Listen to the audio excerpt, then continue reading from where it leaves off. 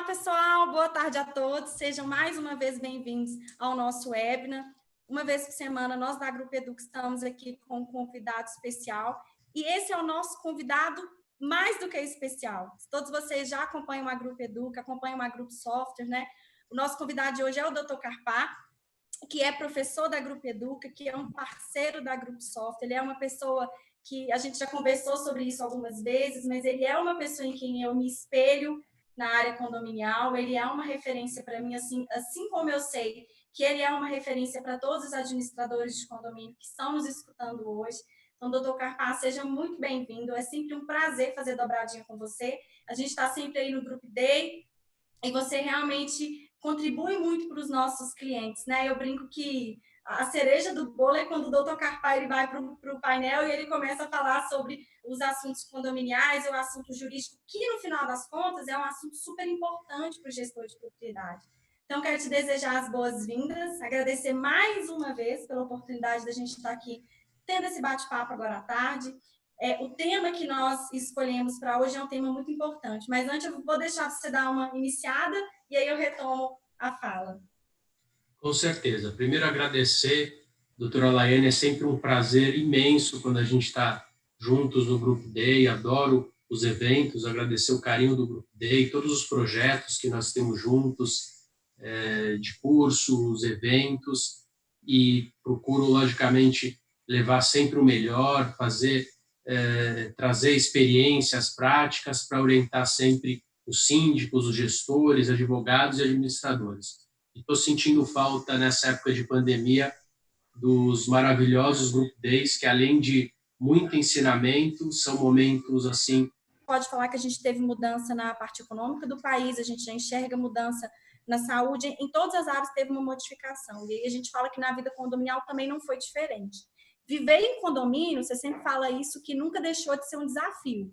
E agora com a Covid-19 também continua sendo um desafio, e as pessoas começam a ter que, além de se adaptar às realidades anteriores, a ter esse cuidado de gestão, agora os síndicos eles começam a ter que sair da caixa para aprender como lidar com outros tipos de conflito, né? Como que você tem visto as administradoras de condomínio nesse período, assim? Antes da gente entrar propriamente em alguns detalhes específicos. Cultural gigantesca, e isso vai ser um divisor de águas. As administradoras, elas... as que estão preparadas, algumas estavam preparadas para tecnologicamente, e outras, mesmo empresas grandes, não estavam preparadas tecnologicamente. Por quê?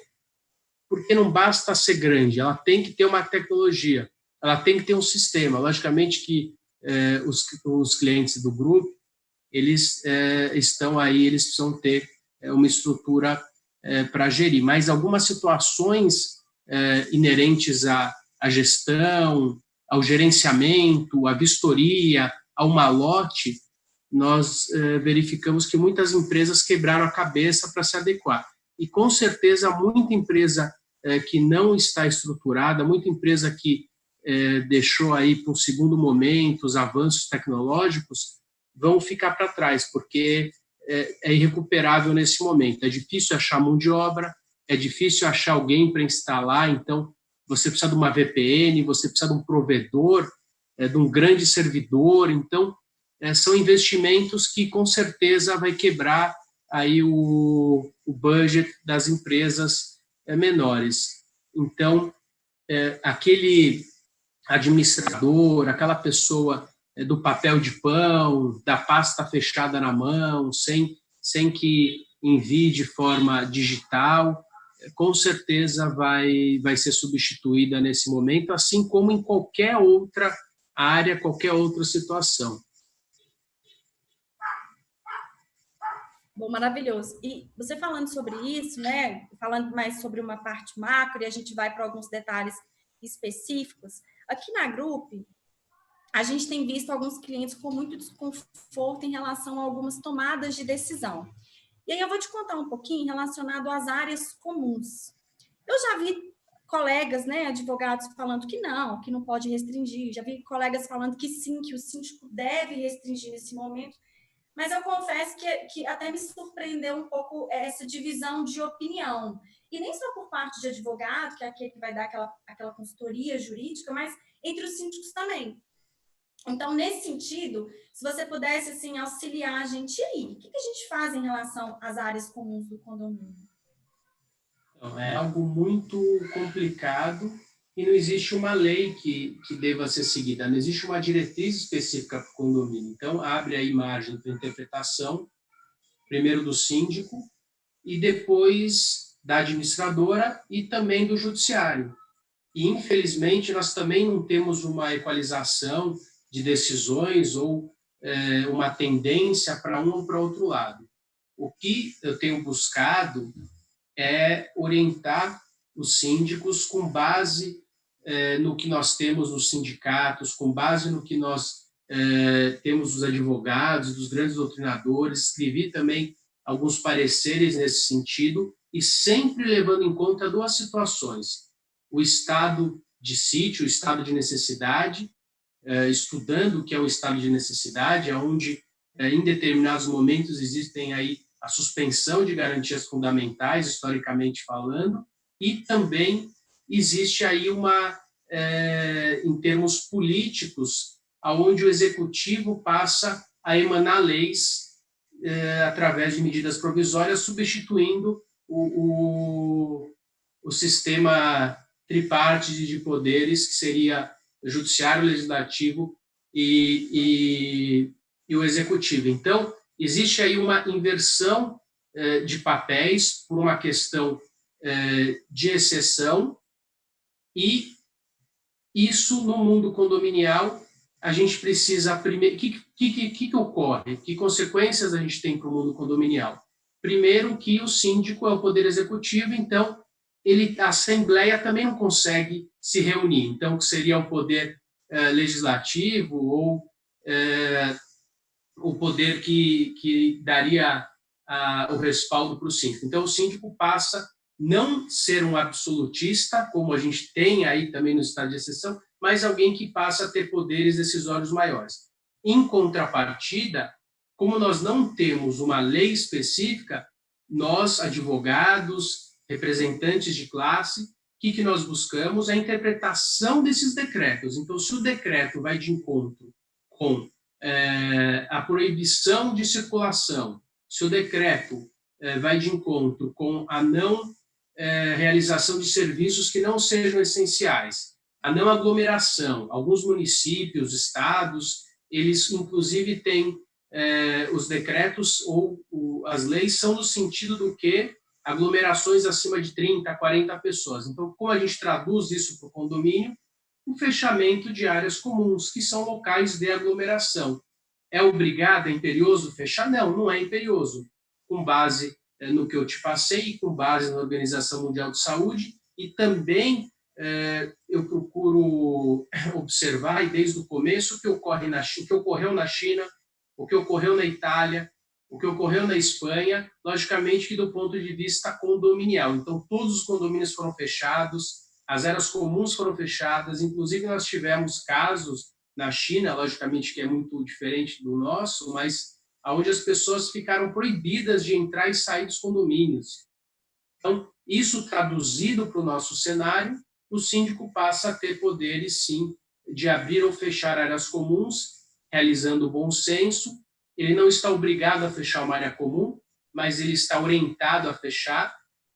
Essa área comum pode ser utilizada com cautela, por exemplo, ela pode ficar semi-fechada ou ela pode ser aberta com alguns requisitos, lembrando que o síndico quer agir com excesso de poder ou causar um prejuízo a qualquer um, com base nos princípios do Código Civil, da responsabilidade civil, vai responder pelos excessos, inclusive pessoalmente. Se ele deixou uma brinquedoteca aberta e entraram 20 pessoas e se contaminaram, eventualmente ele pode responder por aí, por omissão. E nós vimos, inclusive, uma decisão recente, não me recordo, no Tribunal do Trabalho, onde a Covid foi considerada uma doença, a responsabilidade do condomínio pela uma doença de trabalho, em função da falta de cuidados no ambiente de trabalho. Então, a gente tem que tomar muito cuidado, porque o síndico ele pode se responsabilizar. Então, é muito importante que ele fique embasado em pareceres jurídicos, do seu jurídico, das entidades de classe, OAB, associações sérias, como, por exemplo, a BIC, Secov, dentre outras, e não busque pareceres de pessoas que têm interesse comercial ou que têm qualquer tipo de interesse na abertura ou fechamento de áreas, que também, infelizmente, ocorre. A gente sempre tem oportunistas em todos os momentos. Bom, perfeito. Eu concordo. Eu concordo assim, 100% com o seu posicionamento. E o síndico, acho que o que convém muito nesse momento também é o bom senso, né? Às vezes o síndico ele fica assim, eu não sei o que eu faço, fica naquela indecisão. Acho que talvez se a interpretação dele inicial seja o bom senso, talvez ele consiga traçar uma linha de raciocínio na tomada de decisão dele também. E aí, doutor Carpé, eu não sei como que está aí em São Paulo, mas aqui em Minas, eu tenho escutado diversas pessoas e diversas pessoas reclamando até do síndico, da administradora de condomínio, em relação à reforma. A justificativa que eu tenho escutado muito como a curva de Minas ela não tem sido uma curva tão grande, né, de crescimento de Covid, que algumas pessoas consideram que a gente ainda está dentro de uma normalidade. Infelizmente, algumas pessoas consideram isso, porque eu não entendo que seja uma normalidade. Quando a gente fala de vidas, né? Se a gente perde 1, 2, 3 vidas, para mim já não é uma normalidade, né? Alguém perdeu um ente da família. Mas algumas pessoas têm relatado, isso tem chegado muito aqui para a gente, é que o síndico ele tem permitido reforma nos condomínios. E aí tem determinados condomínios que às vezes o público é mais jovem ou não, às vezes o público são de pessoas mais idosas, mas que está tendo muita reforma e isso não parou. E aí algumas pessoas brincaram assim, Laia, se um ente do governo fala que a responsabilidade é do governo, eu vou falar que aqui no condomínio a responsabilidade é do condomínio, não é minha enquanto síndico. O que você acha em relação à reforma? Qual é o seu posicionamento? Então, quanto às reformas, Laiane, eu acho que o caminho é, com certeza, a não realização de reformas. Só que nós passamos por algumas situações. Primeiro, em alguns momentos, pessoas que têm necessidades. Então, a pessoa que está morando num parente, alguém que precisava apenas acabar uma pequena reforma para mudar. Essa é uma situação. Eu entendo que os decretos, eles realmente, de forma ampla, eles proíbem a realização de reformas, porém, os decretos, infelizmente, não é uma crítica aos decretos, mas eles, em função da situação, eles foram redigidos de uma forma que não prestaram atenção na redação, o que poderia interessar para o condomínio. Então, os decretos deixam fora obras de construção civil. Só que uma reforma no condomínio, apesar de envolver construção civil, não é uma construção civil que está sendo ali elencada no decreto, que seria obras estruturais, construção de prédios, e não uma reforma dentro do condomínio no momento onde todos estão em quarentena. Então, nós temos esse problema, a interpretação desses decretos, que são favoráveis e corretamente à construção civil, mas não estão mencionando especificamente a questão da reforma em condomínios. Porém, alguns advogados erroneamente interpretam isso. E para agravar a situação, nós temos um judiciário que também está com excesso de demanda. Queria, inclusive, parabenizar o judiciário, que está trabalhando muito bem em casa, em home office, respondendo prontamente aí às demandas, mas por uma característica do nosso judiciário e em função da nossa estrutura judicial, as decisões elas são divergentes. Então, em alguns momentos o judiciário é favorável à obra, outros momentos não. O que eu tenho orientado é que a gente tem que buscar o caso concreto. Então, uma obra emergencial, uma situação que a pessoa precisa se mudar, mas ela tem que provar em juízo que existe essa necessidade. Entendo que, a princípio, as obras devam ser paralisadas. Questões pontuais, agora plagiando o Caio Mário da Silva Pereira, o limite da proibição é o interesse coletivo. Então, em alguns locais, existe interesse da continuidade de obras ou da permissão da continuidade de obras. Então, é importante também, por mais que o síndico não possa realizar uma assembleia, mas ele pode ouvir os seus pares, ele pode ouvir o corpo diretivo, ele pode ouvir os condôminos através de WhatsApp ou através do Zoom. Não estou dizendo realizar uma assembleia virtual, estou dizendo sentir o calor daquele condomínio, que pode, em algum momento, optar em uma ou outra ação. Nada contrário à legis, nada contrário à lei, mas dentro desse cenário a gente sempre tem um meio termo, como você muito bem mencionou, um bom senso, só que esse bom senso também é relativo. Num condomínio de casas, de 200 casas, com casas separadas, a realização de uma obra com as cautelas de praxe não vai representar um risco. Num condomínio de 200 unidades, de um dormitório, todas coladas, qualquer obra ali vai ser um desgaste emocional tremendo. Bom, perfeito. E tem um outro ponto, doutor Carpá, e essa dúvida tem sido muito corriqueira também, em relação ao condômino que esteja com Covid. Outro dia, uma pessoa até mandou uma mensagem para mim, parafraseando uma frase sua no grupo Date, disse assim, olha, o doutor Carpá fala que eu não posso constranger, então não vou contar para ninguém que essa pessoa está com Covid, porque eu aprendi com ele que eu não posso constranger, mas se eu não posso constranger, eu não conto. Falei, não, pera, então eu vou colocar essa pergunta para o Carpá, porque quando ele contou isso, ele falou em relação à inadimplência, né? Nem existia Covid nessa época. Então, acho que é uma dúvida das pessoas também, em relação à Covid, o que eu faço, né? Eu sou um gestor de propriedade, eu sei que eu tenho um condomínio que, infelizmente, contraiu o vírus. O que fazer nessa ocasião?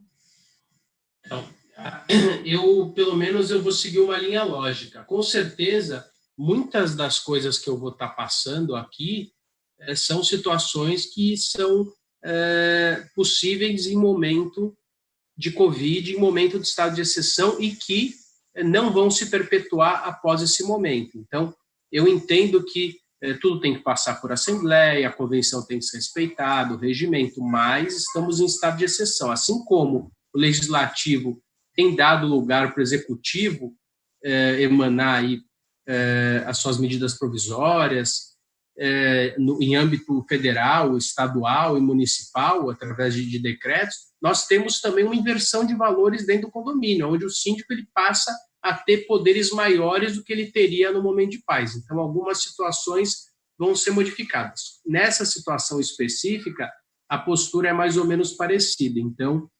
o condômino que está com Covid, ele não deve ser exposto. Isso pode trazer um constrangimento legal, pode trazer uma responsabilidade, mas ele também tem uma obrigação, ele precisa comunicar o condomínio, ele precisa comunicar o síndico, esse não deve expor, mas deve comunicar o síndico às autoridades sanitárias, e o síndico deve, inclusive, reforçar aí as medidas preventivas de prevenção.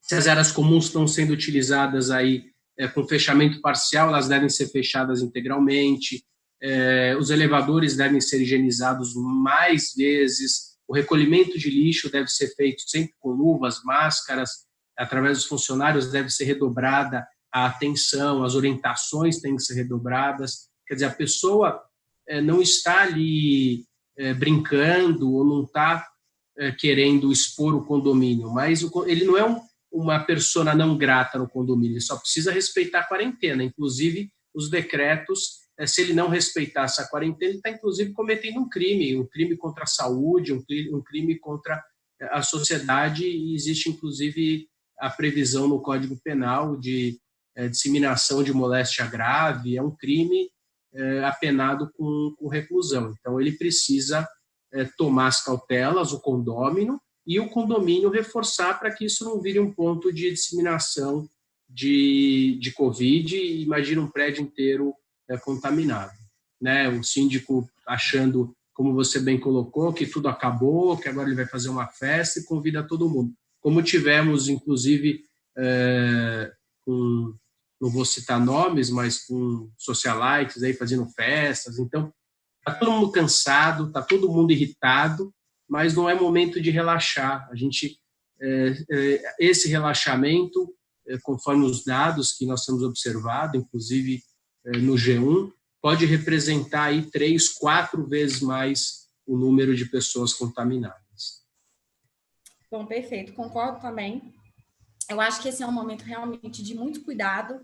As pessoas têm muita ansiedade, né, no dia a dia. É claro que algumas pessoas têm mais dificuldade para ficar em casa, outros têm menos dificuldade para ficar em casa, então acaba que o síndico talvez ele possa ter até essa dificuldade nesse jogo de cintura mesmo, para poder conduzir esses condôminos. E aí, doutor Carpal, uma coisa que eu tenho percebido, a gente que lida com administradora de condomínio, nosso software para administrador de condomínio, existem algumas situações onde o síndico ele tem imputado essa responsabilidade para a administradora e vice-versa. No final das contas, se a gente imaginasse, por exemplo, um caso prático, que chegasse para você e falasse assim, olha, administradora de condomínio e síndico estão discutindo ali quem tem que tomar a decisão final. E é claro que a gente sabe que a responsabilidade é do síndico, que está lá no Código Civil, só que no dia a dia a gente percebe muitas administradoras preocupadas, porque o síndico acaba falando, não, isso aqui é a administradora que permitiu, a administradora que não permitiu. Qual que tem que ser esse limite, né, entre a administradora de condomínio e o síndico, por exemplo? Eu tenho percebido essas coisas se misturando no dia a dia e um imputando a responsabilidade para o outro. O que você vê disso? Você acha que, Laiane, a responsabilidade é do síndico mesmo, não tem nem que ter essa discussão, mas o síndico também está imputando isso para a administradora? Qual que é a sua opinião? Laiane, eu acho que é muito fácil você ser síndico no momento de paz, é muito fácil você ter uma administradora no momento tranquilo, mas nós estamos passando aí por uma situação onde o síndico tem sido muito exigido, e se ele é exigido, ele precisa dar vazão a essa demanda, e quem ele vai buscar? A administradora do condomínio, o advogado do prédio, o conselho, e é importante que esses órgãos funcionem. Mas é justamente nesses momentos que a gente vê quem funciona e quem não funciona, e quem sabe trabalhar ou não sob pressão. Então, primeiro, eu tenho visto inúmeros síndicos pedindo renúncia, porque não aguentam a pressão, e inúmeras administradoras despreparadas para prestar assessoria nesses casos de Covid. Eu acho que a responsabilidade é de ambos. Com certeza vão responder em alguns momentos solidariamente. A administradora não tem responsabilidade para dizer questões inerentes à saúde. Ele não é um órgão de saúde, assim como o síndico também não é um órgão de saúde, mas ele tem que buscar, assim como o advogado também não é. Qual é o caminho? É o que nós temos feito. A gente busca as orientações, a gente faz o quê como advogado? Eu busco as orientações da Organização Mundial de Saúde, a organização do Sistema de Saúde Nacional, interpretamos os decretos, a lei, e tentamos encaixar, independente de acharmos que a quarentena deve ou não ser amenizada, essas pessoas devam ou não ficar em casa. A gente transforma o que as equipes de saúde trazem e o que os decretos obrigam. Então, o que o decreto não obriga, a gente orienta. O que o decreto obriga, nós buscamos aí uma orientação de forma mais contundente, inclusive tentando enquadrar no Código Civil, no RI, ou na Convenção do Condomínio. Mas o síndico que estiver mal orientado e abrir uma área comum, ele vai responder se alguém ficar doente. Se a administradora prestou uma orientação errada, ela solidariamente vai concorrer com essa situação com base nos princípios da responsabilidade civil. Então, cada um dentro da sua situação, por mais que o condomínio, que a administradora não seja responsável pela saúde dos condôminos, as orientações errôneas que forem transmitidas ao síndico, entendo que ambos responderiam nesse caso. Bom, maravilhoso. Agora, tem uma pergunta que, assim, acho que se eu não fizer essa pergunta, acho que as pessoas vão começar a mandar e-mail para mim bravas. Inadimplência condominial. A gente sempre fala desse tema no Group Day, é um tema de grande repercussão. Eu acho que talvez assim, no seu dia a dia você tenha percebido isso também, o tanto que as pessoas têm curiosidade sobre esse tema. Mas como a gente falou no início do nosso bate-papo, que a Covid ela também modificou questões econômicas no país e algumas pessoas perderam o seu emprego, e algumas pessoas até então estavam numa situação confortável e, infelizmente, né, além de perder o emprego, tem que ajudar algum familiar que perdeu o emprego. A gente tem visto diversos tipos de situação. E aí, o que as pessoas têm perguntado, e eu tenho percebido isso também, né, em outros grupos de discussão, o que a gente faz com a inadimplência? Porque uma coisa é aquele devedor que ele é devedor contumaz, ele realmente não tem aquela responsabilidade de pagar a taxa condominial, ele pensa que os juros do cartão de crédito é mais alto do que os juros lá da taxa de condomínio, mas se nesse caso, né, que o síndico e a administradora de condomínio sabe que aquele condomínio vive uma situação pontual, o que fazer? Porque se de um lado a gente tem o condomínio que está numa situação difícil e o síndico não pode deixar de cobrar, do outro lado você tem todo o condomínio que precisa desse dinheiro para cumprir com as obrigações mensais. Como que a gente faz nesse caso? Então, doutora Laiane, é algo bem complexo e bem complicado. Então, aí eu vou trabalhar mais uma vez no estado de exceção.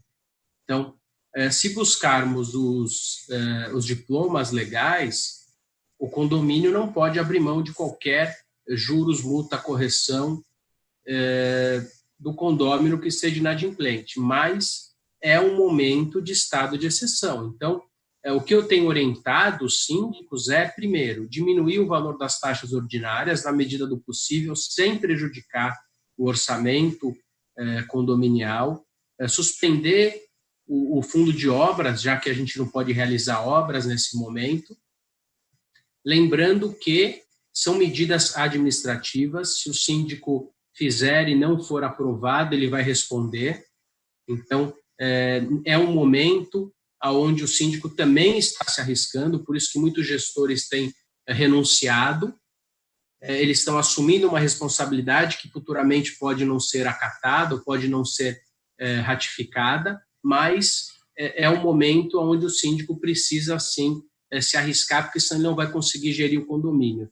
Não é fácil ser síndico no momento de caos, mas se ele deixar uma taxa de X mil reais e tiver uma inadimplência de 50%, ele também vai quebrar o condomínio. Então, é melhor que ele assuma alguns riscos, diminua, reorganize, para que ele possa ter o recebimento. Então, por mais que seja contrário à lei a diminuição de uma cota condominial sem aprovação em assembleia, eu acho que nesse momento ele pode fazer, por mais que possa ser responsabilizado, logicamente que consultando o corpo diretivo, consultando alguns condôminos e mandando comunicados para os condomínios. E também acho que nesse momento é momento de negociar as dívidas passadas, então aquele devedor que tem um acordo, ele não vai conseguir honrar, não acho que tem que ser descontado juros, correção ou multa, mas o condomínio deve ter uma política de parcelamento, e entendo que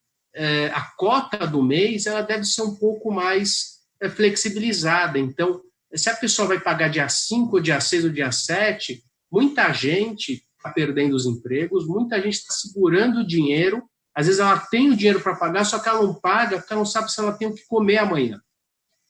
Então, sobrou dinheiro, ela vai pagar, e se ela tiver que pagar com juros, multa e correção, ela pode esperar virar um mês. Então, entendo que os prazos bancários devam aí ser expandidos, devem ser dilatados, e dentro do mês, eu acho que, sem qualquer tipo de prejuízo, o síndico pode receber o valor sem multa, juros e correção. Lembrando que, em tempos normais, essa não é uma orientação, lembrando que essa é uma decisão que depois vai ter que ser ratificada em assembleia, e se não for, o síndico pode sim responder por isso. Mas estou muito preocupado com o dia a dia e com a gestão desses condomínios, muito mais do que somente com a questão jurídica que pode ser implicada depois. A gente tem que trazer situações onde o síndico vai estar muito protegido, mas em determinados momentos ele precisa dar vazão à demanda, precisa receber, precisa fazer frente às despesas, e entendo que nesse momento seria razoável, dentro do próprio mês, abrir mão dessas situações, assim como as próprias entidades bancárias, a própria Caixa está fazendo com seus clientes. Bom, perfeito. Doutor Carpá, a gente tem várias perguntas aqui. A primeira pergunta é do André Porto. Ele fez a seguinte colocação: atualmente, várias leis municipais e estaduais estão determinando o uso de máscara nos estabelecimentos. Como fica a questão da máscara dentro da área comum dos condomínios? Então, doutora, essa é a bola da vez, a questão da máscara, que saiu no estado de São Paulo recentemente, em outros locais, e tivemos uma discussão dentro do escritório. A lei não traz especificamente que dentro de áreas comuns de condomínio deva-se utilizar máscara, mas os decretos não falam nada de condomínios e nada de áreas comuns. Uma das cláusulas do decreto de São Paulo, se não me falha a memória, o inciso 1º, ele diz sobre a utilização de máscaras em locais de grande circulação. Então, por analogia, logicamente que não se interpreta uma lei dessa forma, por analogia, mas nesse momento de estado de exceção, nós interpretamos sim, e por analogia, se locais de grande circulação se veem obrigados a utilizar máscaras, nós não podemos também não exigi-las dentro dos condomínios. Mesmo que isso é melhor pecarmos por excesso do que não realizarmos e isso trouxer aí um prejuízo. A gente sabe que os elevadores são locais de grande contágio, a gente tem aí os dados que são emanados, inclusive por empresas de elevadores, em função do metal, do botão, do chamamento, e então entendo que sim, o condomínio pode exigir a máscara e os decretos dão sim margens para que as áreas comuns, por mais que seja um local privado, porque é um local privado, mas de grande circulação, possa ser exigido sim a máscara. Bom, maravilhoso. A gente tem uma outra pergunta do Yuji, que ele está assim: em relação à inadimplência, a partir de qual data poderemos executar a dívida junto à Justiça?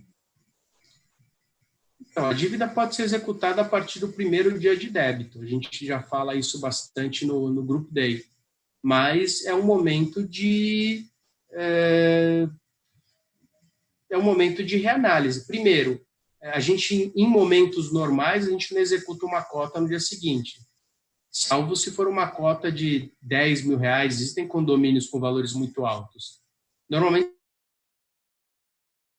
mas em momentos como esse, onde a gente vai ter um aumento de inadimplência, a gente vai ter um aumento de tudo que é contrário ao pagamento, a que as pessoas estejam em dia com as suas obrigações, o condomínio precisa adotar uma política, porque senão a pessoa vai entender que não existe uma boa vontade do condomínio e vai esperar ajuizar.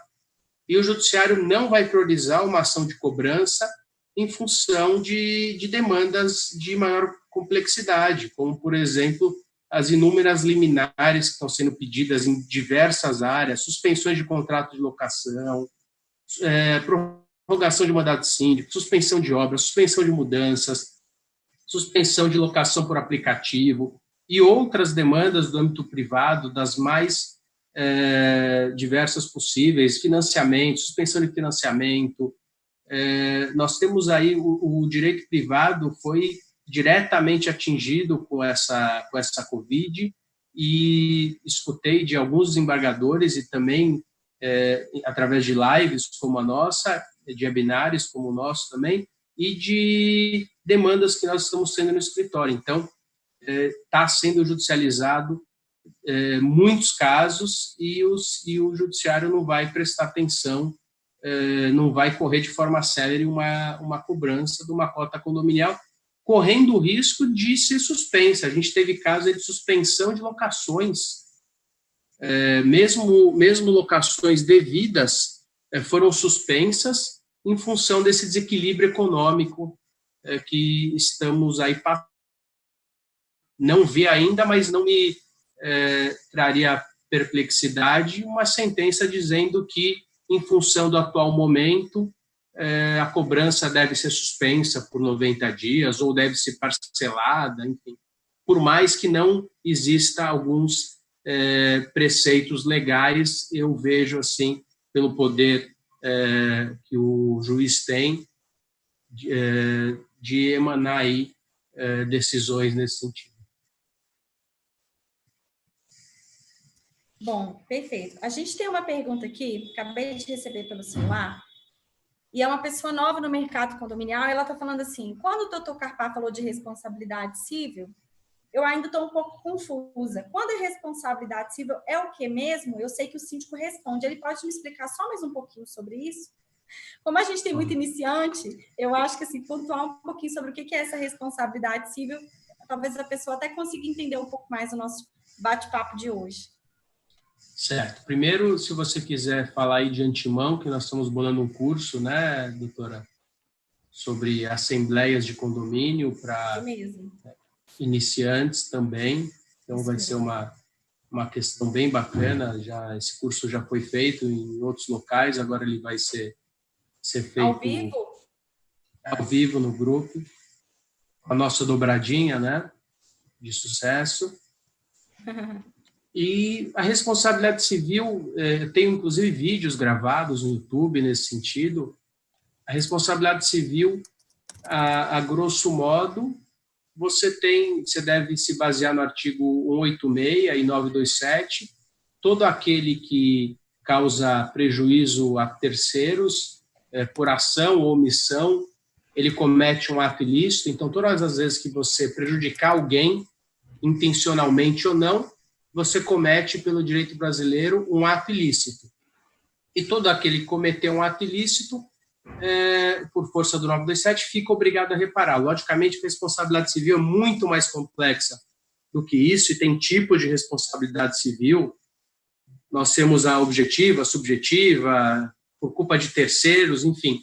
Mas se você causar um dano a alguém, se você bateu no carro de alguém, se quebrar um objeto de alguém, você cometeu um ato ilícito e você fica obrigado a repará-lo. E a responsabilidade civil, ela não é apenas no âmbito material, ela também é no âmbito moral. Se eu ofender alguém, eu também sou responsabilizado pela dor que eu causei à pessoa. E no âmbito da responsabilidade civil, o que impera é a indenização por aquele prejuízo e também a inibição para que aquele ato não seja realizado novamente. Então, ele tem o poder, ele tem o dever, ele tem a característica de punir aquele que cometeu um ato ilegal e contrário à lei. Via de regra, é isso, uma responsabilidade civil. Então, causou um prejuízo a alguém, você se vê obrigado a repará-lo por força de lei, logicamente tem que ser mensurado. Nem sempre a responsabilidade civil ela encontra três grandes traços, que é uma ação, uma omissão, o resultado e uma relação entre essa ação, omissão e o resultado. Então, em alguns momentos, nós não precisamos provar essa ação e a relação direta com o resultado. Basta que exista uma ação e exista um resultado.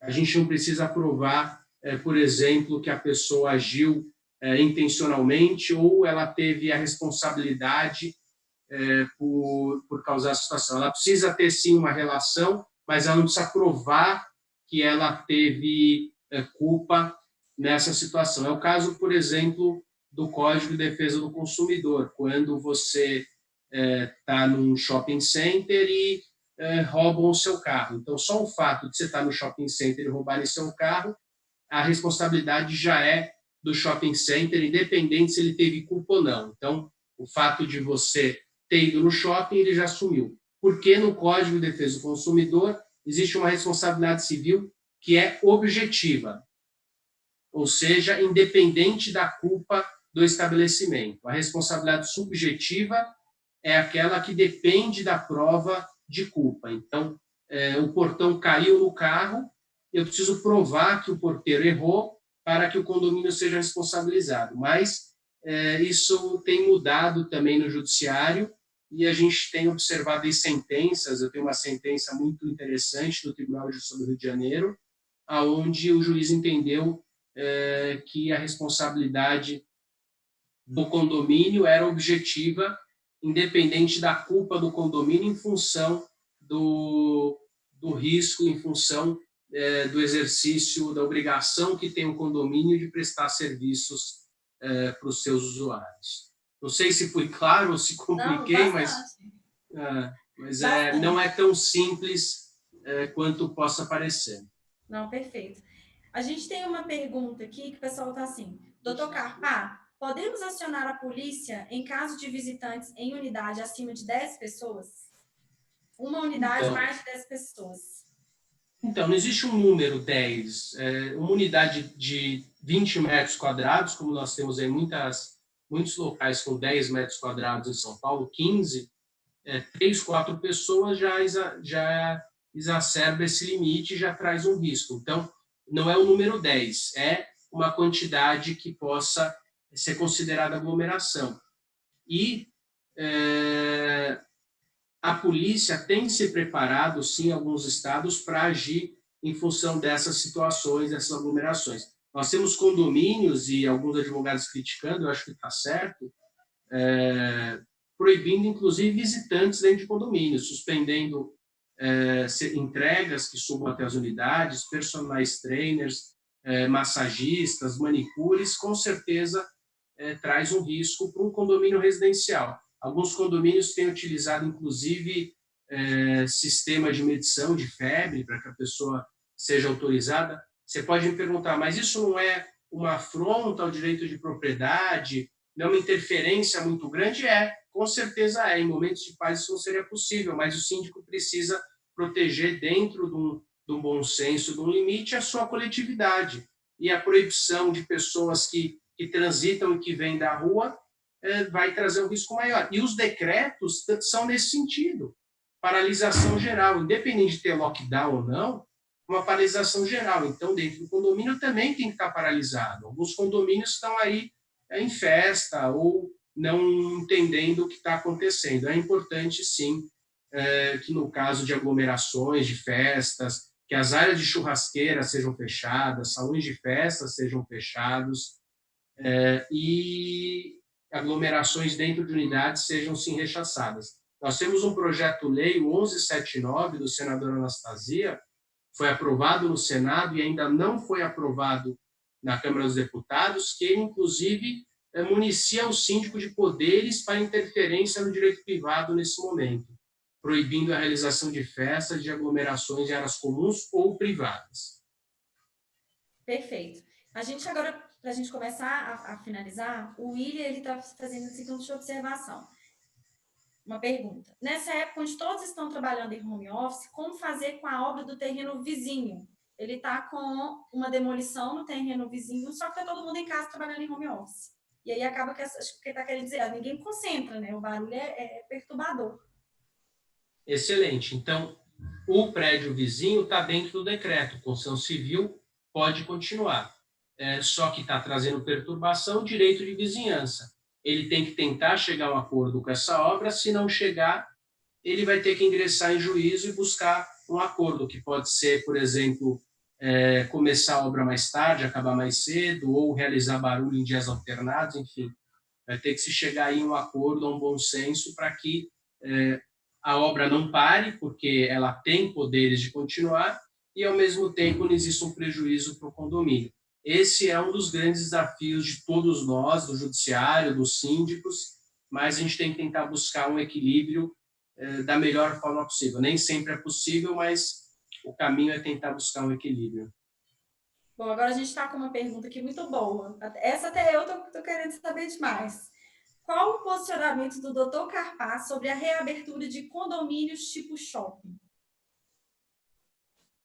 Então, eu vou dizer, Laiane, vou até confidenciar, eu sou um fã de shopping, eu adoro ir para o shopping. Quando aprendi isso com a minha esposa, quando não tem o que fazer, ainda mais paulista, a gente vai para o shopping, mas eu acho que é um local de grande risco, com certeza, não só em função da natureza de aglomeração natural de um shopping, mas em função do ar-condicionado central. A gente vê alguns estudos, inclusive na China, onde o ar-condicionado ele pode sim disseminar o vírus. Então, eu acho que é um risco nesse momento. Inclusive, em Santa Catarina, Blumenau abriu shoppings e, conversando com o Dr. Camacho, ele me trouxe dados locais onde a contaminação triplicou apenas com a reabertura do shopping. Então, a gente tem aí movimentos, vi hoje acho que no Estadão, sobre a reabertura, prefeitos querendo reabrir o comércio na Grande São Paulo. Isso tem representado um grande risco. Está no Globo de hoje, também dizendo, a Fiocruz mencionando que se isso continuar da forma que está, o Rio de Janeiro vai precisar realizar uma quarentena intermitente, variando de fechamento e não, por 2 anos. Então, a gente pode estar aí, ao invés de ficarmos quietos por alguns meses, nós podemos estar aí não contribuindo para a contenção desse vírus e transformar essa situação numa verdadeira doença social, onde as empresas vão quebrar, as pessoas não vão ter condições de trabalho, os condomínios também, tampouco. Então, é importante que a gente tenha aí um bom senso para tentar chegar aí no mínimo de risco possível e acho que, logicamente, que imagino o custo de um shopping center fechado, imagino o prejuízo.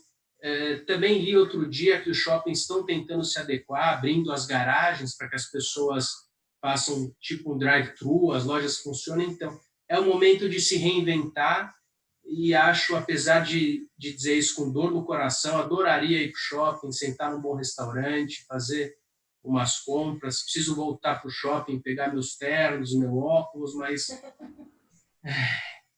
não posso. Bom, acho que tem 2 grandes notícias, né, doutor Carpaccio, acho que a gente pode contar para o pessoal. Você já adiantou no início em relação ao curso que a gente vai fazer agora na primeira semana de junho, que vai ser um curso online. Algumas pessoas estão com muitas dúvidas em relação à Assembleia, e é um curso que o doutor Carpá já tem essa experiência em fazer esse curso ao vivo, onde você tem a possibilidade de tirar suas dúvidas. Acho que vai ser um diferencial muito grande para o gestor de propriedade, o que já está iniciando, também aquele que já está no mercado há muito tempo, né? Eu sempre falo com o pessoal que, por mais que alguém tenha começado há 20 anos atrás, ele sempre precisa aprender alguma coisa agora, ainda mais quando a gente fala da parte jurídica, que muda muito, né? A gente é sempre surpreendido com umas decisões que tem por aí.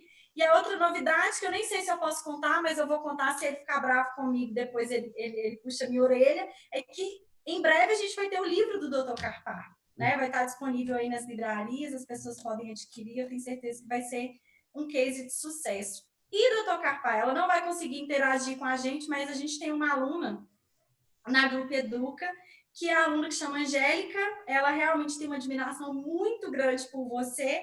Então, se você conseguir dar Ela falou assim, muitas dúvidas. E, assim, ela é realmente muito fã do seu trabalho. Então, eu acho que a gente já tinha comentado sobre ela em São Paulo. Se você puder dar um oi, que ela realmente te admira muito. Com certeza. Angélica, prazer falar com você. A gente até tentou te ligar em São Paulo, não foi não, doutora? Verdade, verdade. Então, no próximo Group Day, a gente te espera, com certeza. Agradeço o carinho do grupo, dos síndicos. Eu procuro transmitir tudo que eu transmito com muito carinho, com muita vontade e objetivando aí a proteção do síndico, do administrador. O nosso curso, a gente já tem um primeiro curso que ainda está sendo gravado, né? Tem muita coisa para fazer. Esse curso ao vivo, módulo 1 já está disponível. Nós temos essas aulas de assembleia. Com certeza vai ser algo bem legal. Estou montando um formato para que a gente consiga atingir o objetivo. Nós já demos esse curso, já dei esse curso na FAAP de São Paulo, foi um sucesso, e ele foi suspenso fisicamente, mas ele vai, com grande prazer, ser transformado no curso online do Grupo Educa, e vamos aí fazer muitos exercícios e trazer as questões práticas para aquele que está começando possa entender o funcionamento e para aquele que não está começando possa se aprimorar. Como você muito bem colocou, doutora, a gente sempre vai agregando, e a gente também agrega, né? Conversando com pessoas, a gente vai trazendo novos sistemas, novas sistemáticas, e também vamos falar da questão das assembleias virtuais, que vai aí dar pano para manga. Na semana passada ou retrasada, conversei com a senadora Soraya Tronic, que é uma das autoras, que é autora do PL, não vou lembrar o número de cabeça, 539 ou 548, sobre assembleias virtuais. Enfim, tem muita coisa para a gente discutir e online a gente consegue aí interagir como se tivesse numa sala de aula. Bom, maravilhoso. Infelizmente, o nosso tempo está acabando. Eu sei que a gente tem muita pergunta aqui no YouTube, a gente não consegue responder a pergunta de todos vocês, mas eu tenho certeza que o Dr. Carpá eles coloca à disposição para poder tirar as dúvidas. Tem o site do Dr. Carpá, vocês podem seguir eles nas redes sociais também. Pode mandar e-mail aqui para a Grupo Educa, eu posso direcionar a pergunta para ele. Eu tenho certeza que ele vai ter o prazer em ajudar você, administrador de condomínio, síndico profissional. Bom, quero agradecer ao Dr. Carpá mais uma vez. Eu sempre falo, vou repetir o que eu falei no início, e ele sabe disso, que é sempre um prazer fazer dobradinha com ele. Ele realmente é uma referência para a gente aqui da Grupo Software, é o nosso parceiro. Eu brinco com o pessoal do meu time que o Dr. Carpá começou com o Dr. Carpá, agora ele é o Carpá, que é muito amigo e tem um carinho muito grande. Então, eu quero te agradecer realmente por ter participado conosco desse webinar. Eu tenho certeza que contribuiu muito, como sempre contribui. Agradecer por todos os esclarecimentos, dizer que eu tenho certeza que a gente ainda vai fazer muita coisa juntos. Group Day online no segundo semestre. A gente também tem o nosso módulo que já está na plataforma, o nosso curso que a gente vai fazer o ao vivo na primeira semana de junho. Então, convidar todos vocês para poder seguirem a Grupo Educa, se inscreva no canal do YouTube. E é isso, doutor Carpá, muito obrigada. Eu que agradeço, doutor. Agradeço a você, agradeço a todas as pessoas que estão nos assistindo e ao grupo por esse carinho e com certeza é recíproco. Não vejo a hora da gente desenhar coisa nova e quando tudo isso acabar, é um Group Day maravilhoso com todas os excessos maravilhosos de conhecimento e de network que sempre existem aí nos Group Days. A Angélica mandou um obrigada bem estendido aqui. Obrigada, doutor Carpá, no YouTube. Vou quebrar o protocolo e mandar um beijão para ela. Angélica, um beijão para você. Em breve a gente vai se conhecer, com certeza. Qualquer dúvida, estou à disposição. Manda mensagem. Se quiser me seguir também no Instagram, DR Carpati, ou nas redes sociais, ou através das mensagens diretamente para o Grupo Educa, eu vou estar à disposição de todos vocês. Bom, obrigado, Laine. Maravilhoso, pessoal. Obrigada pelo webinar. Semana que vem tem mais, doutor Carpá. Um beijo, muito obrigada. Beijão. Tchau, tchau.